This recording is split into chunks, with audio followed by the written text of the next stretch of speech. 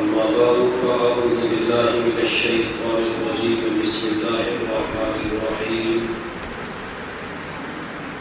إن هذا القرآن يهدي للتي هي أقوم قال النبي صلى الله عليه وسلم اقرأوا القرآن فإنه يأتي يوم القيامة شفيعا أو كما قال عليه الصلاة والسلام سبحان ربك رب العزة عما يصفون وسلام على المرسلين والحمد لله رب العالمين اللهم صل على سيدنا محمد وعلى آل سيدنا محمد وبارك وسلم اللهم صل على سيدنا محمد وعلى آل سيدنا محمد وبارك وسلم اللهم صل على سيدنا محمد وعلى آل سيدنا محمد وبارك وسلم.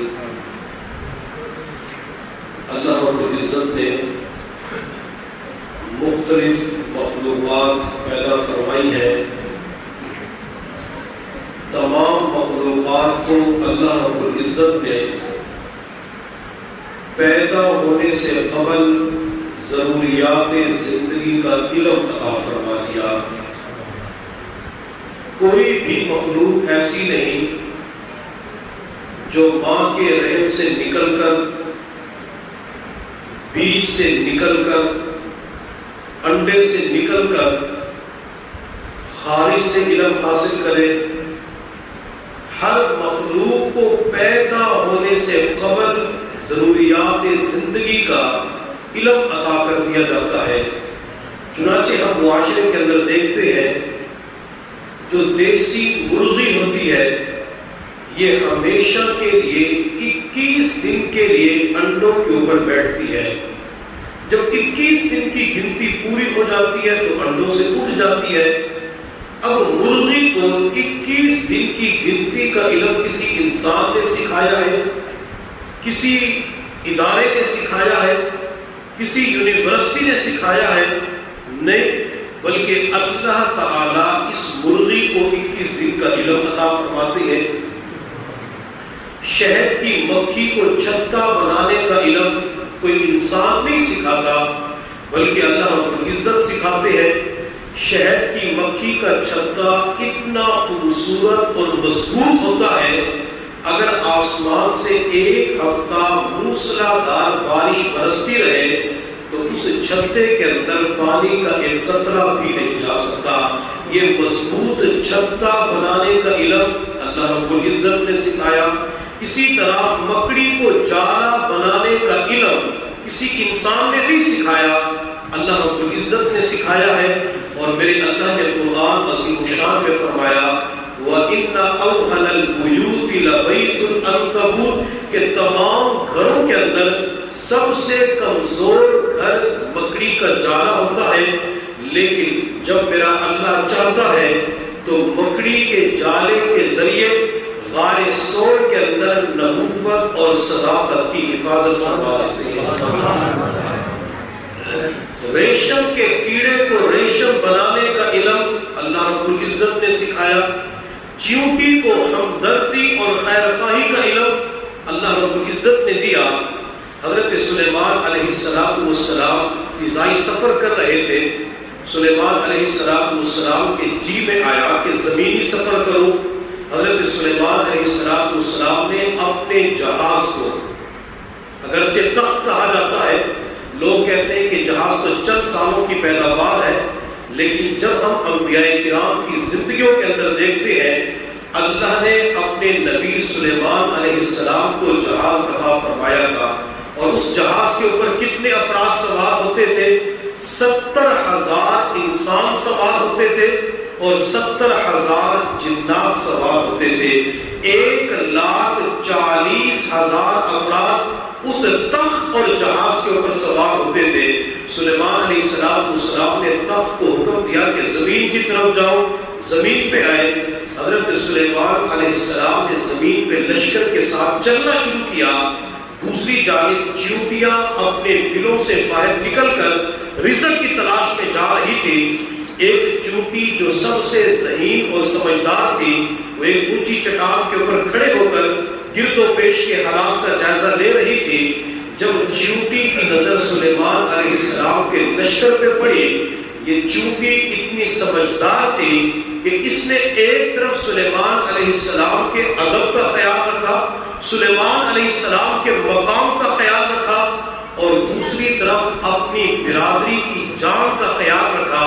اس چونٹی نے کہا، یا ایھا النمل ادخلوا مساکنکم لا یحطمنکم سلیمان وجنودہ وہم لا یشعرون۔ اے میری برادریوں، اے چیونٹیوں، اپنے بلوں کے اندر گھس جاؤ، کہیں سلیمان علیہ السلام اور اس کا لشکر تمہیں روند نہ ڈالے۔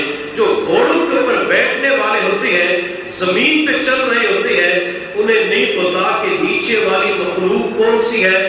جب چیونٹی نے سلیمان علیہ السلام کے مقام کا خیال رکھا، اپنی برادری کی جان کا خیال رکھا، چیونٹی نے ننھی منی زبان سے چند بول بولے، میرے اللہ کو وہ بول اتنے پسند آئے، اللہ نے اس بول کو قرآن کا حصہ بنا دیا۔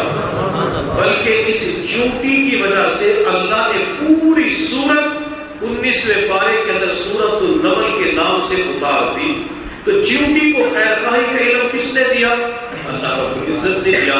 تو جتنی مخلوقات ہے، ہر مخلوق کو پیدا ہونے سے قبل علم عطا کر دیا جاتا ہے۔ البتہ ایک مخلوق ایسی ہے جس کو پیدا ہونے کے بعد علم دیا جاتا ہے، وہ مخلوق میں اور آپ ہے، وہ مخلوق حضرت انسان ہے۔ میرے اللہ نے قرآن عظیم الشان میں فرمایا، وَاللَّهُ أَخْرَجَكُم مِّن بُطُونِ أُمَّهَاتِكُمْ لَا تَعْلَمُونَ شَيْئًا۔ اللہ نے تمہیں تمہاری ماؤں کے پیٹوں سے نکالا، تمہارے پاس کچھ بھی علم نہیں تھا۔ اور دوسری جگہ میرے اللہ نے فرمایا، إِنَّهُ كَانَ ظَلُومًا جَهُولًا، میں نے انسان کو ظلوم اور جہول بنایا۔ وہ ہے کہ جب انسان کی ولادت ہوتی ہے تو اس کے اوپر جہالت کے پردے چھائے ہوئے ہوتے ہیں، وہ کائنات کا سب سے بڑا جاہل ہوتا ہے، اس کے پاس علم نہیں ہوتا۔ اللہ رب العزت نے پھر انسان کی جہالت کو دور کرنے کے لیے دو سلسلے جاری فرمائے، ایک تو انبیاء کرام کا سلسلہ جاری فرمایا، اور دوسرا انسان کی جہالت کو دور کرنے کے لیے میرے اللہ نے آسمان سے کتابیں اتار دی۔ حضرت آدم علیہ السلام سے لے کر حضور صلی اللہ علیہ وسلم تک انبیاء کا سلسلہ جاری فرمایا، اور انسان کی جہالت کو دور کرنے کے لیے اللہ نے تورات، زبور، انجیل، قرآن عظیم الشان، یہ 4 آسمانی کتابیں اتار دی۔ اللہ نے قرآن عظیم الشان اپنے محبوب صلی اللہ علیہ وسلم کے اوپر 23 سال کے عرصے کے اندر نازل فرمایا۔ میرے محبوب صلی اللہ علیہ وسلم کے اوپر جو پہلی وحی آتی ہے غار حرا کے اندر، اقرا بسم ربک الذی خلق، میرے محبوب صلی اللہ علیہ وسلم کو میرے اللہ نے جو پہلا حکم دیا، وہ پہلا حکم پڑھنے پڑھانے کے بارے میں تھا۔ محبوب آپ پڑھیے۔ یہ جو ہم بچوں کو قرآن عظیم الشان کی تعلیم دیتے ہیں، تو یوں سمجھ لیں قرآن کی جو پہلی آیات نازل ہوئی تھی وہی اتری تھی، ہم اس کے اوپر عمل کر رہے ہوتے ہیں۔ بچوں کو قرآن عظیم الشان سکھا کے بچوں کے سینوں کے اندر قرآن منتقل کر کے بچوں کو بتلا رہے ہوتے ہیں کہ تو نے نبی علیہ السلام کے اوپر نازل ہونے والے پورے قرآن کو سینے کے اندر محفوظ کرنا ہے۔ اور جب کوئی بچہ قرآن کو سینے کے اندر محفوظ کر لیتا ہے، یہ اللہ رب العزت کی نظروں کے اندر پیارا بن جاتا ہے۔ میرے اللہ نے قرآن عظیم الشان کے اندر قرآن کے بارے میں فرمایا کہ جب ہم نے اس قرآن کو پہاڑوں کے اوپر پیش کیا تو پہاڑ نے قرآن کے بوجھ کو اٹھانے سے انکار کر دیا۔ قرآن کا بوجھ پہاڑ تو اٹھا نہ سکا، لیکن ہم 7، 8، 10 سال کے بچے کو دیکھتے ہیں، وہ قرآن کے بوجھ کو اپنے سینے کے اندر اتار لیتا ہے، وہ قرآن کو اپنے سینے کے اندر محفوظ کر لیتا ہے۔ اب پہاڑ جو اتنے بڑے ہوتے وہ اٹھا نہ سکے، لیکن اسے 8-10 سال کا بچہ سینے کے اندر اٹھا لیتا ہے۔ آخر اس کی وجہ کیا ہے؟ حکیم الاسلام حضرت مولانا قاری محمد طیب صاحب رحمۃ اللہ علیہ نے اس کا بڑا عجیب جواب دیا ہے۔ قاری صاحب فرماتے ہیں کہ جب آسمان کے اوپر سورج طلوع ہوتا ہے، دوپہر کا وقت ہوتا ہے، سورج اپنے پورے جوبن کے اوپر ہوتا ہے، تو کوئی بندہ جون جولائی کے مہینے میں اس سورج کی طرف دیکھ نہیں سکتا، بندے کو دقت اور پریشانی ہوتی ہے۔ لیکن جب آسمان کے اوپر 14ویں رات کا چاند اپنے پورے آب و تاب کے ساتھ چمک رہا ہوتا ہے تو ہر بندے کا جی چاہتا ہے کہ میں چمکنے دمکنے والے چاند کو دیکھتا رہوں۔ اب سورج نکلتا ہے، کوئی بندہ دیکھ نہیں سکتا، لیکن جب چاند نکلتا ہے تو چاند کو دیکھ کے آنکھوں کو ٹھنڈک ملتی ہے۔ قاری صاحب فرماتے ہیں سورج اپنے جوبن پہ آیا، کوئی دیکھ نہ سکا، لیکن جب سورج کی روشنی چاند سے ہو کے آتی ہے تو ہر بندے کو ایک لذت اور مٹھاس ملتی ہے۔ اسی طرح اللہ کا کلام قرآن عظیم الشان یہ جلالی کلام تھا، لیکن جب حضور صلی اللہ علیہ وسلم کے جمالی سینے کے اوپر نازل ہوا تو محبوب کے سینے مبارک کی برکت سے اس قرآن کو 8 سال کا بچہ سینے کے اندر محفوظ کر لیتا ہے۔ نبی علیہ السلام کی برکت سے اس قرآن کو یاد کرنا بچے کے لیے آسان ہو جاتا ہے۔ اور جب ہم اپنے اکابرین کی زندگیوں کو دیکھتے ہیں تو ہمارے اکابرین اس قرآن کے ساتھ محبت کیا کرتے تھے، اس قرآن کی تلاوت کیا کرتے تھے، یہ قرآن اپنے بچوں کو پڑھا کے بچوں کو حافظ بنایا کرتے تھے۔ شیخ الحدیث حضرت مولانا محمد زکریا نور اللہ مرقدہ فرماتے ہیں جب میں نے قرآن عظیم الشان کا حفظ مکمل کیا تو سوچا اپنی خالہ سے ملاقات کر لیتا ہوں۔ جیسے ہمارے ہاں بچے حافظ بن جاتے ہیں تو چند دن کی چھٹی لے کے گھر چلے جاتے ہیں تو گھر کے اندر دعوت کا انتظام ہوتا ہے، ماموں بھی آ جاتے ہیں، چچا بھی آ جاتے ہیں، تایا بھی آ جاتے ہیں، خالو بھی آ جاتے ہیں، پھر وہ بچہ گھروں کے اندر مستورات کو ملنے کے لیے چلا جاتا ہے، خواتین پیسے دیتی ہے، مبارکباد پیش کرتی ہے، سر پہ ہاتھ پھیرتی ہے۔ تو شیخ الحدیث مولانا زکریا رحمۃ اللہ علیہ فرماتے ہیں کہ چونکہ میں حافظ بن چکا تھا، ایک شوق تھا کہ میں بھی اپنے اعزاء طلباء سے ملاقات کروں۔ فرماتے میں خالہ کے پاس چلا گیا، میں نے اپنی خالہ سے کہا خالہ میں نے قرآن کے 30 پارے اپنے سینے کے اندر محفوظ کر لیے۔ خالہ نے کہا بیٹا زکریا اچھا تو نے 30 پارے محفوظ کر لیے، مجھے تھوڑا سا قرآن تو سنا دو تاکہ مجھے پتہ تو چلے تجھے قرآن یاد بھی ہے یا بھلا دیا۔ شیخ الحدیث مولانا زکریا رحمۃ اللہ علیہ فرماتے ہیں میں نے اپنی خالہ سے کہا خالہ میرا وضو ہے، میں آپ کو نماز کے اندر قرآن سناتا ہوں۔ خالہ نے کہا بیٹا زکریا وضو تیرا بھی ہے وضو میرا بھی ہے، تو امام بن جا، میں تیری مقتدی بن جاتی ہوں، میں تیرے پیچھے کھڑے ہو کر قرآن سنوں گی۔ شیخ الحدیث مولانا زکریا رحمۃ اللہ علیہ فرماتے ہیں میری خالہ نے کہا تھا تھوڑا سا قرآن سنا دو، میں نے 2 رکعت کے اندر الحمد سے لے کر والناس تک پورا قرآن یاد بھی کیا اور محفوظ بھی کر لیا، اور پھر 2 رکعت کے اندر پورا قرآن سنا دیا۔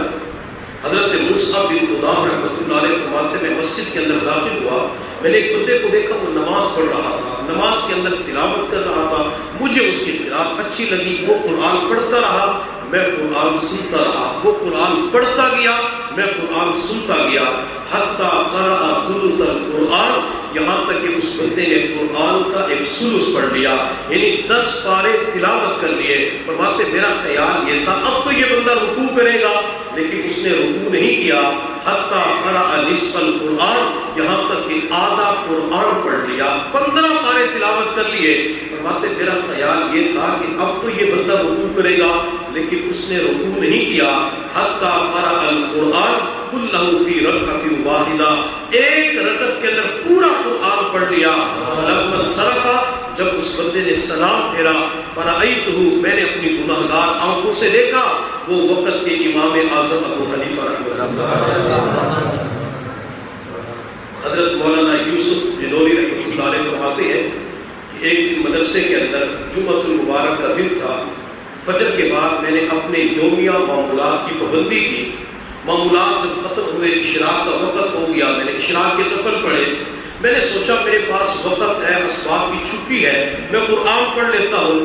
فرماتے اشراق کی نماز کے بعد میں نے قرآن پڑھنا شروع کیا، جب جمعۃ المبارک کی پہلی اذان آئی میں نے اشراق سے لے کر جمعہ کی پہلی اذان تک 25 پارے تلاوت کر لیے تھے۔ یہ قرآن کا ذوق الحمدللہ ہمارے اکابرین کے اندر پایا جاتا تھا۔ آپ کہیں گے مولانا یہ تو پچھلے زمانے کی باتیں ہیں، لوگوں کے اندر طاقت بھی تھی، قوت بھی تھی، غذا بھی اچھی تھی، وقت بھی ہوتا تھا، وہ پڑھ لیا کرتے تھے۔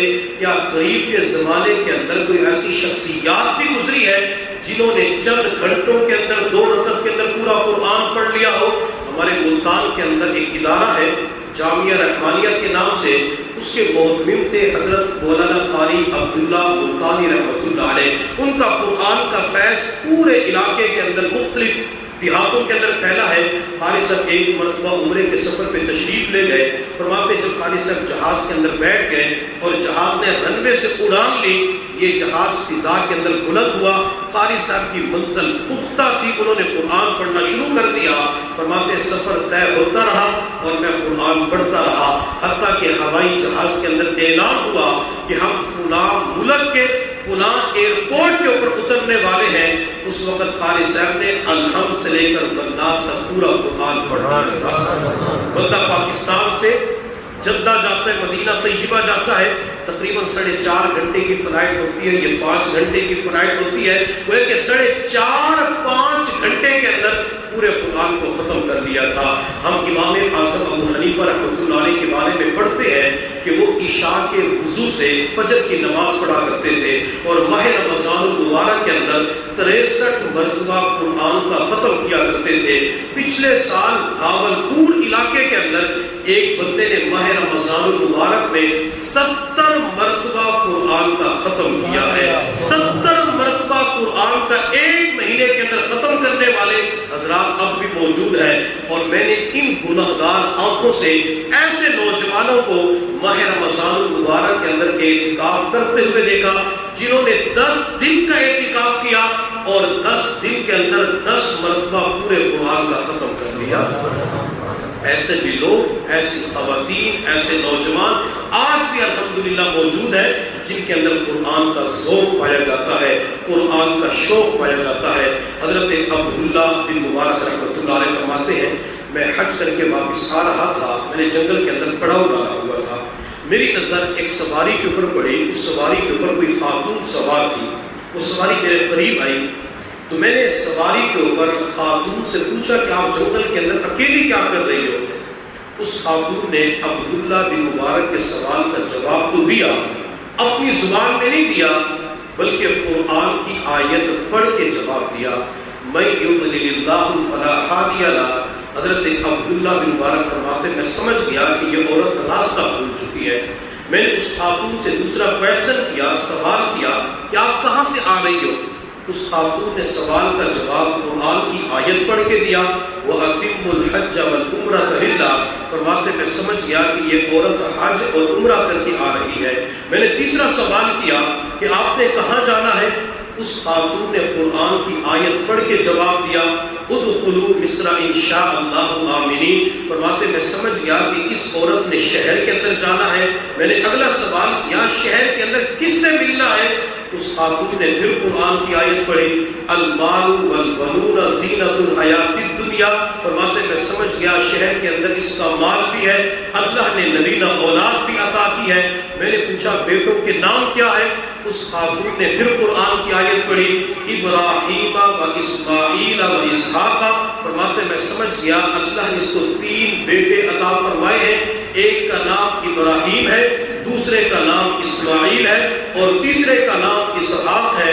حضرت عبداللہ بن مبارک رحمۃ اللہ علیہ فرماتے میں نے اس خاتون سے کہا کہ میں نے بھی اسی شہر کے اندر جانا ہے، میں آپ کی رہنمائی کر دیتا ہوں۔ اس خاتون نے پھر قرآن کی آیت پڑھی، وَأَحْسِنُوا إِنَّ اللَّهَ يُحِبُّ الْمُحْسِنِينَ۔ لوگوں نیکی کیا کرو، اللہ نیکی کرنے والوں سے محبت فرماتے ہیں۔ حضرت عبداللہ بن مبارک فرماتے میں نے سواری کی لگام پکڑی اور عربی اشعار پڑھنے شروع کر دیے تاکہ وقت جلدی گزر جائے۔ اس خاتون نے اصلاح کرتے ہوئے عبداللہ بن مبارک کے سامنے قرآن کی آیت پڑھی، فَقْرَؤُوا مَا تَيَسَّرَ مِنَ الْقُرْآنِ۔ او خدا کے بندے اگر کچھ پڑھنا بھی ہے تو قرآن پڑھ لو، قرآن پڑھو کہ ثواب ملے گا، عربی اشعار کے اندر کچھ بھی نہیں ملے گا۔ حضرت عبداللہ بن مبارک فرماتے سفر طویل تھا، میں نے سواری کو تیز چلانا شروع کیا، اس خاتون نے پھر قرآن کی آیت پڑھی وَقْصِدْ فِي مَشْيِكَ، اللہ کے بندے سواری کو اعتدال کے ساتھ چلانا ہوتا ہے۔ حضرت عبداللہ بن مبارک رحمۃ اللہ علیہ فرماتے میں بڑا حیران پریشان، یہ خاتون ہر بات کے جواب میں قرآن پڑھتی ہے، اصلاح کے طور پہ قرآن پڑھتی ہے، احسان کا بدلہ چکاتے ہوئے قرآن پڑھتی ہے۔ فرماتے میں نے دل ہی دل کے اندر دعا کرنا شروع کر دی، اللہ جلدی سے سفر طے ہو جائے۔ فرماتے جب شہر قریب آیا تو وہاں ایک قافلے نے پڑاؤ ڈالا ہوا تھا، خیمے لگے ہوئے تھے، میں خیموں کے قریب گیا اور اونچی آواز سے اس خاتون کے بچوں کے نام لیے، ابراہیم، اسماعیل، اسحاق، تو ایک خیمے سے 3 خوبصورت بچے جن کے چہروں سے تقویٰ کا نور ٹپک رہا تھا، وہ بھاگتے ہوئے آئے، پوچھا شیخ کیا بات ہے؟ تو میں نے کہا سواری کے اوپر آپ کی والدہ سوار ہے، قافلے سے بچھڑ چکی تھی، اپنی والدہ سے ملاقات کر لیں۔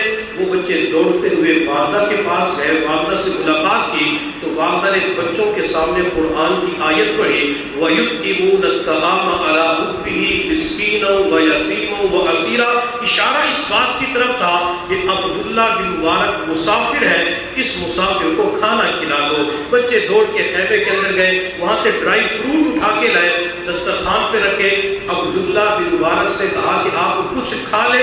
حضرت عبداللہ بن مبارک فرماتے میں نے معذرت کر لی۔ اس خاتون نے پھر قرآن کی آیت پڑھی انما نطعمکم لوجہ اللہ، ہم تو اللہ کی رضا کے لیے کھلاتے، تھوڑا سا کھا لو۔ حضرت عبداللہ بن مبارک فرماتے میں نے کچھ کھایا لیکن تھا بڑا پریشان، میں نے اس خاتون کے بڑے بیٹے سے کہا کہ آپ کی والدہ ہر بات کے جواب میں قرآن پڑھتی ہے، اصلاح کے طور پہ قرآن پڑھتی ہے، احسان کا بدلہ چکاتے ہوئے قرآن پڑھتی ہے، نصیحت کرتے ہوئے قرآن پڑھتی ہے، کوئی چیز منگوانی ہو تو قرآن پڑھتی ہے، آپ کی والدہ کی زبان سے قرآن کے سوا کوئی لفظ نہیں نکلتا۔ تو بڑے بچے نے جواب دیا حضرت ہماری والدہ نے قرآن عظیم الشان کے اندر ایک آیت پڑھی ما یلفظ من قول الا لدیہ رقیب عتید، انسان اپنی زبان سے جو کچھ بھی نکالتا ہے اسے نامہ اعمال کے اندر محفوظ کر لیا جاتا ہے۔ جب سے ہماری والدہ نے یہ آیت پڑھی آج ہماری والدہ کو 20 سال ہو چکے ہیں، 20 سالوں کے دوران ہماری والدہ کی زبان سے قرآن کے سوا کوئی لفظ نہیں نکلا۔ یہ تھی خواتین قرآن کے ساتھ محبت کرنے والی۔ ہم اپنی زندگیوں پہ غور کریں، کیا ہم روزانہ کی بنیاد پہ قرآن پڑھتے ہیں؟ کیا روزانہ قرآن کھول کے دیکھتے ہیں؟ اگر بندہ اپنے ضمیر سے پوچھتا ہے، دل سے پوچھتا ہے، تو ہو سکتا ہے بعض بندوں کا ضمیر ملامت کرتے ہوئے کہے کہ تجھے تو اتنے مہینے ہو چکے ہیں، تو نے قرآن کھول کے نہیں دیکھا، تو نے قرآن کی تلاوت نہیں کی۔ میرے محبوب صلی اللہ علیہ وسلم نے فرمایا قیامت کا دن ہوگا، اس قرآن کو ایک خوبصورت نوجوان کی شکل میں اللہ کی بارگاہ کے اندر پیش کیا جائے گا۔ قرآن اللہ کی بارگاہ میں جھگڑا کرے گا اور کہے گا اللہ آپ نے مجھے ان لوگوں کے پاس بھیجا تھا، اللہ میں گھر کی ایک الماری کے اندر پڑا ہوتا تھا، میرے اوپر مٹی گرد پڑی ہوتی تھی، اللہ گھر کا مالک پورا دن اخبارات کا مطالعہ کرتا تھا، یہ سنڈے میگزین پڑھتا تھا، ناول ڈائجسٹ پڑھتا تھا، یہ ٹی وی کی سکرین پہ تھرکتے جسموں کے تماشے دیکھتا تھا، اللہ مجھے ایک مرتبہ بھی کھول کے نہیں دیکھا، اللہ کئی مہینے سال گزر جاتے تھے اسے پڑھنے کی توفیق نہیں ملتی تھی، اللہ آج مجھے میرا حق دلا دے۔ اللہ فرمائیے قرآن بتا تیرا حق کیا ہے؟ قرآن کہے گا اللہ اس بندے کو سزا دی جائے، چنانچہ جس بندے نے دنیا کے اندر قرآن کی تلاوت نہیں کی ہوگی اللہ تعالیٰ اس بندے کو اوندے دو جہنم کے اندر پھینک دیں گے۔ اگر بندہ تلاوت کر کے دنیا سے نہیں جاتا اور قیامت کے دن اللہ رب العزت نے صرف اتنا پوچھ لیا میرے بندے میرے کلام کو پڑھا تھا، میرے کلام کی تلاوت کی تھی، بندہ اس وقت رب کے سامنے جواب نہیں دے سکے گا۔ جو تلاوت کر کے جاتا ہے وہ قیامت کے دن اپنے رب کو جواب دے سکے گا، جی اللہ میں نے آپ کے کلام کی تلاوت کی تھی، اللہ ہزاروں مرتبہ میں نے قرآن کو پڑھا تھا۔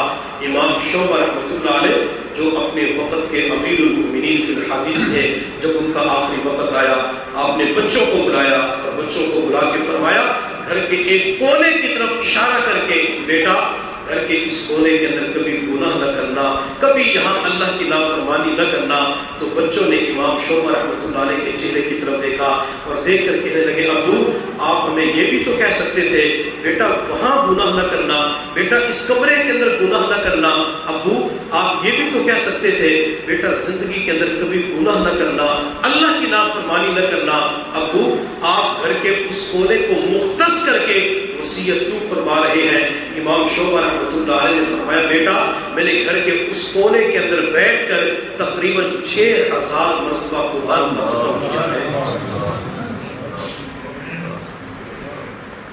اور جب ہم اپنے گھر کی مستورات کو دیکھتے ہیں تو مستورات پہ قرآن نہیں پڑھتی، بچے قرآن کا ناظرہ پڑھ لیتے، پورے سال کے اندر ایک مرتبہ بھی قرآن پڑھنے کی توفیق نہیں ملتی۔ اگر آج کسی والد کا بیٹا بیرون ملک چلا جائے اور وہاں سے اپنے والد کو خط لکھے، والد کے پاس خط آئے خوبصورت پیکنگ کے اندر، وہ اس خوبصورت خط کو لے کے الماری کی زینت بنا دے، بچہ چند مہینوں کے بعد ملک پاکستان کے اندر علاقے میں پہنچتا ہے، ابو سے ملاقات کرتا ہے، بیٹا اپنے والد سے پوچھتا ہے ابو میں نے آپ کے پاس خط بھیجا تھا، کیا آپ نے میرے خط کو پڑھا تھا؟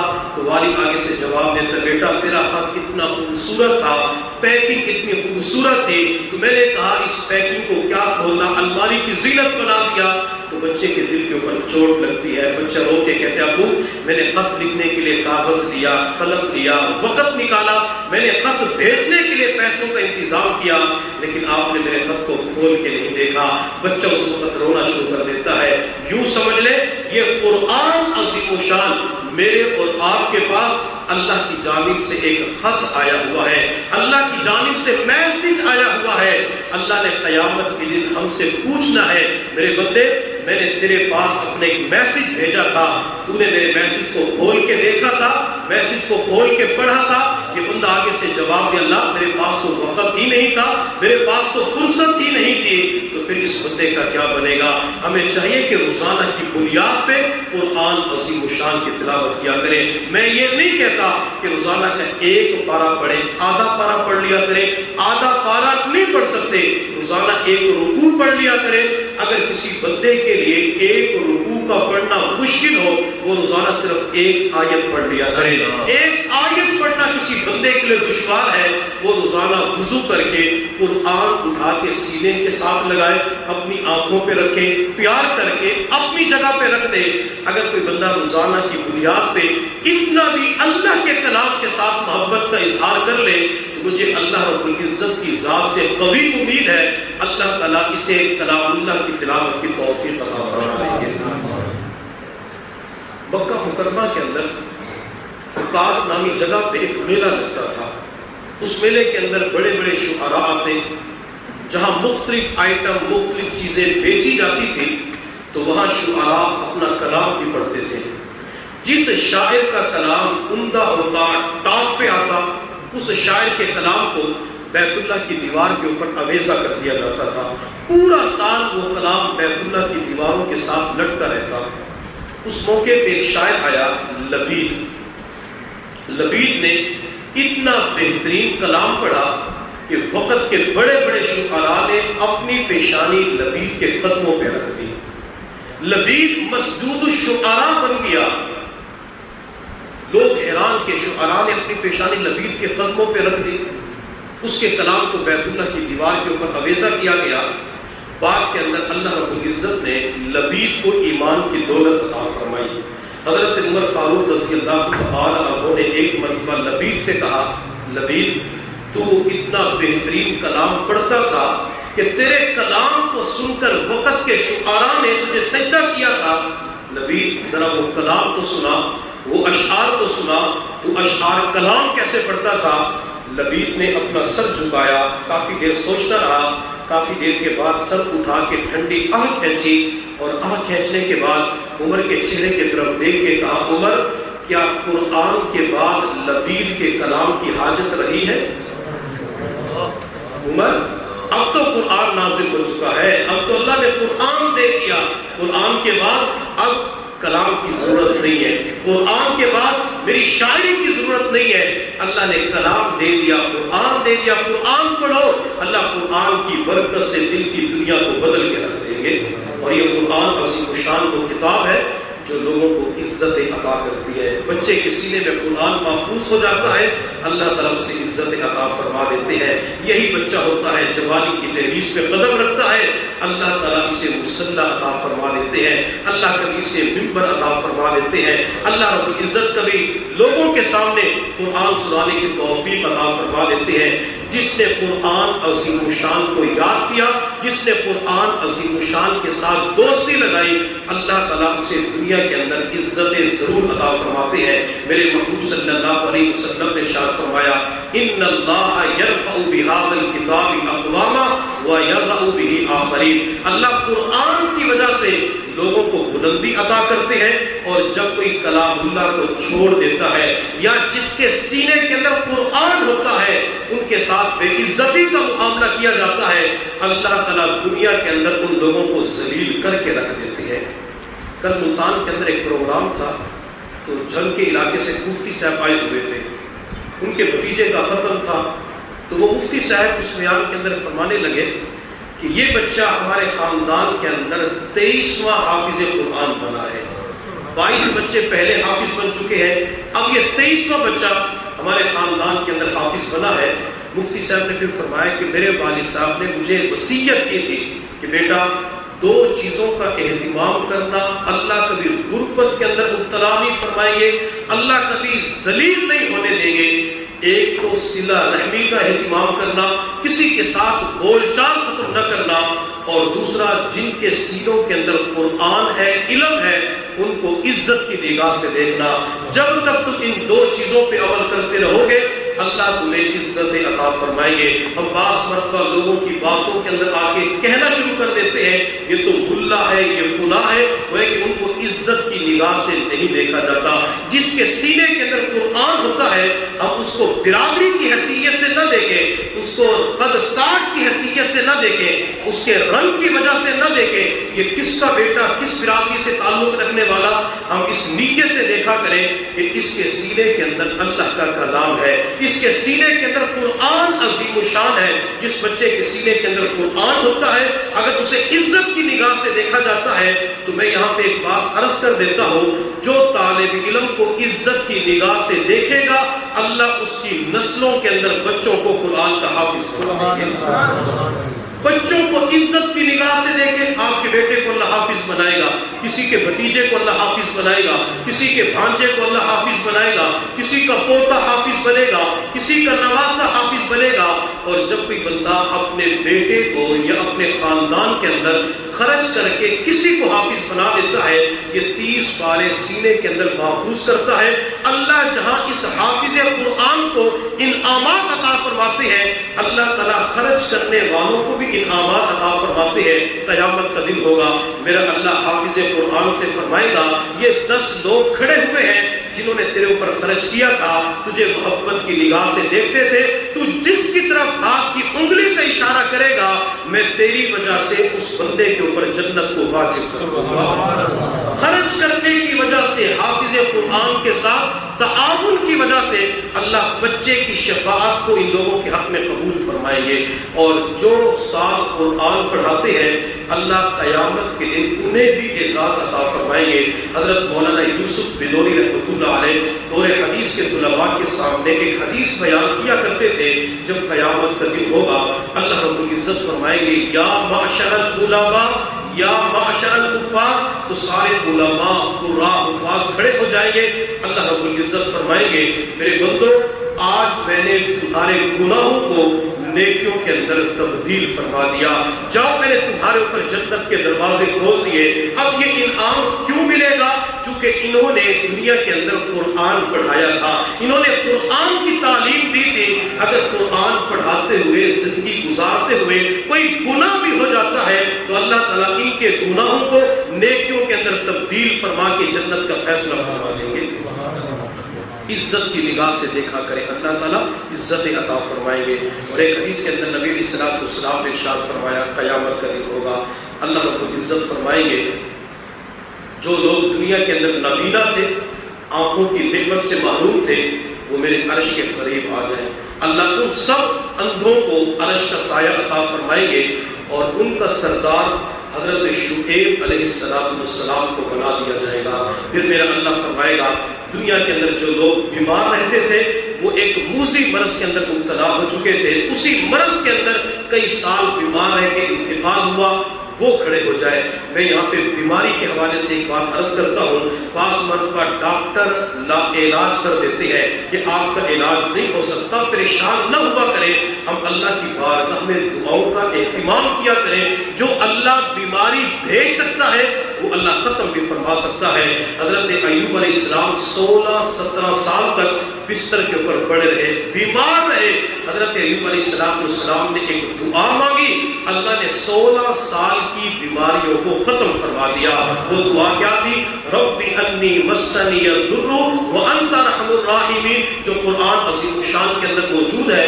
اسی وجہ سے علماء کرام فرماتے ہیں جو بندہ کسی بیماری کے اندر مبتلا ہے، کوئی بھی بیماری ہے، وہ نماز کے بعد اس آیت کو 3 مرتبہ پڑھے، اللہ تعالیٰ اس کی بیماری کو دور فرما دیں گے۔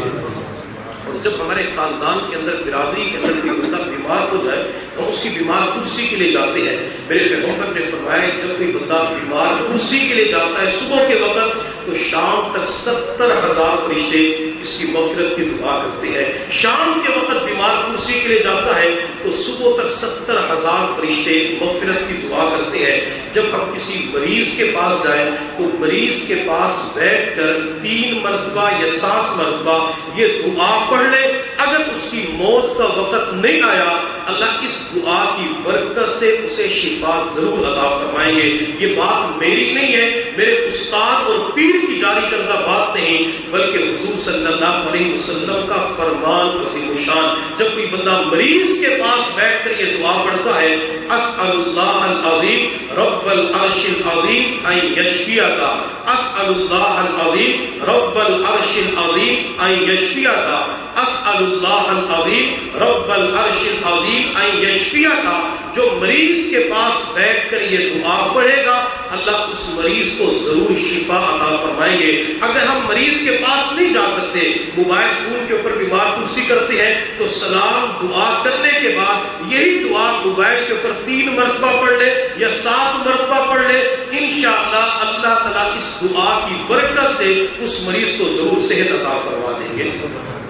تو اللہ تعالیٰ قیامت کے دن فرمائیں گے جو 7 سال بیماری کے اندر مبتلا رہے وہ کھڑے ہو جائے، وہ سارے لوگ کھڑے ہوں گے، اللہ ان کو اپنے عرش کے قریب بلائیں گے۔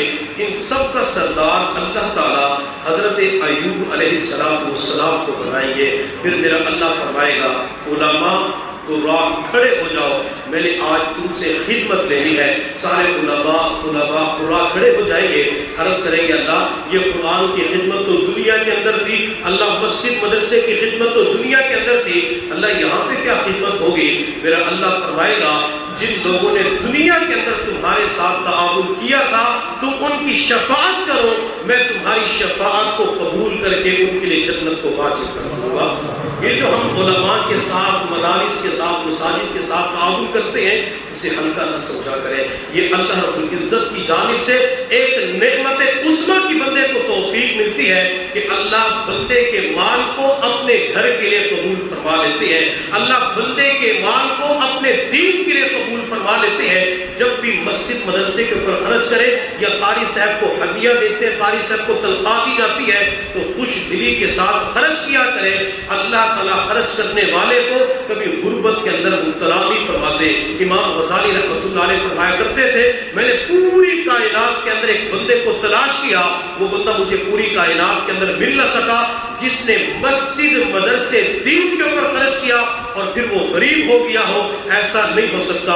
بلکہ میرے پیر و مرشد حضرت مولانا پیر ذوالفقار احمد نقشبندی دامت برکاتہ العالیہ فرماتے ہیں جو مسجد مدرسے کے اوپر خرچ کرتا ہے وہ بندہ مجھے دونوں ہاتھوں سے لکھوا لے، پاؤں کے دونوں انگوٹھوں سے لکھوا لے، میں لکھ کے دینے کے لیے تیار ہوں، یہ بندہ کبھی غریب نہیں ہو سکتا۔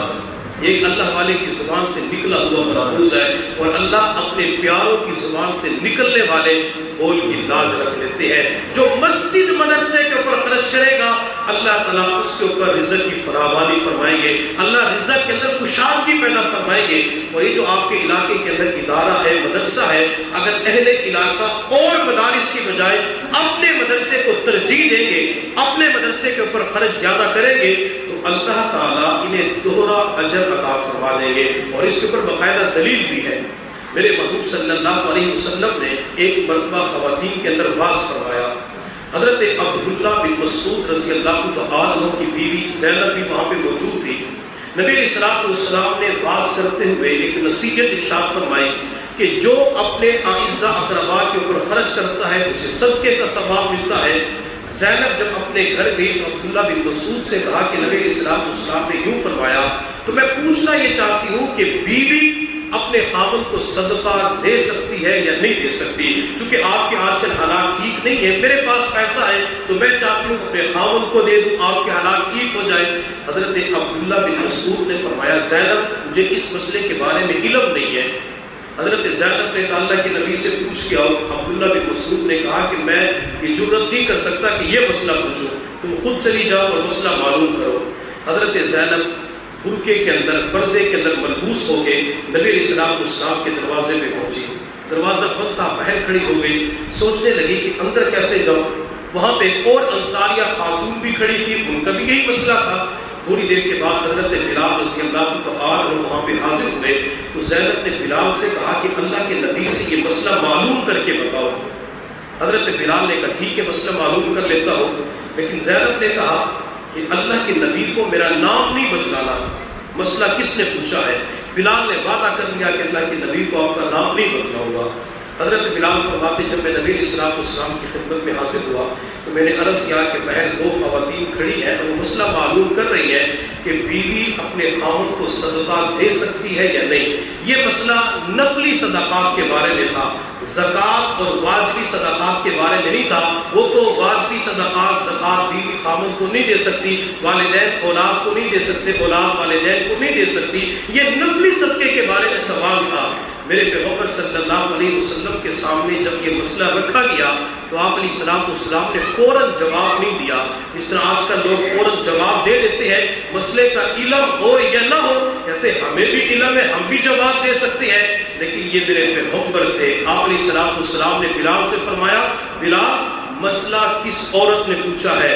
حضرت بلال فرماتے میں پھنس گیا، باہر وعدہ کر چکا تھا کہ نام نہیں بتلاؤں گا، اور اندر اللہ کے نبی فرما رہے کہ نام بتلاؤ، جب تک نام نہیں بتلاؤ گے مسئلہ نہیں بتاؤں گا۔ حضرت بلال فرماتے میں بڑا پریشان تھا کیا کروں، لیکن پھر میں نے سوچا اللہ کے نبی کے فرمان کو ترجیح دینی ہے، تو میں نے کہا یا رسول اللہ زینب نے مسئلہ معلوم کیا ہے۔ آپ علیہ السلام نے پھر فرمایا، بلال کون سی زینب؟ مدینہ کے اندر تو بہت ساری زینب خواتین پائی جاتی ہیں۔ حضرت بلال فرماتے میں نے جواب دیا، یا رسول اللہ عبداللہ بن مسعود کی بیوی زینب نے مسئلہ معلوم کیا ہے۔ تو میرے پیغمبر صلی اللہ علیہ وسلم نے فرمایا، بلال زینب سے جا کے کہہ دو اگر وہ اپنے خاوند کو نفلی صدقہ دے گی تو اللہ اسے دوہرا اجر عطا فرما دیں گے۔ اب یہاں نبی علیہ السلام نے قریبی رشتہ بتایا۔ بیوی کے لیے جو سب سے قریبی رشتہ ہوتا ہے وہ خاوند کا رشتہ ہوتا ہے، کہ بیوی اگر خاوند کے اوپر خرچ کرتی ہے اللہ ڈبل اجر عطا فرماتے ہیں۔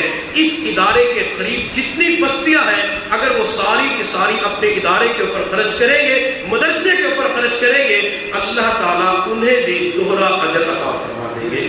تو اپنے مدرسے کے ساتھ تعاون ضرور کیا کریں۔ اللہ رب العزت کی بارگاہ میں دعا ہے اللہ تعالیٰ ہم سب کو سمجھنے اور عمل کرنے کی توفیق عطا فرمائے۔ جن بچوں نے قرآن عظیم الشان کا حفظ مکمل کیا ہے اللہ تعالیٰ ان تمام بچوں کو قرآن کا سچا عشق نصیب فرمائے۔ وآخر دعوانا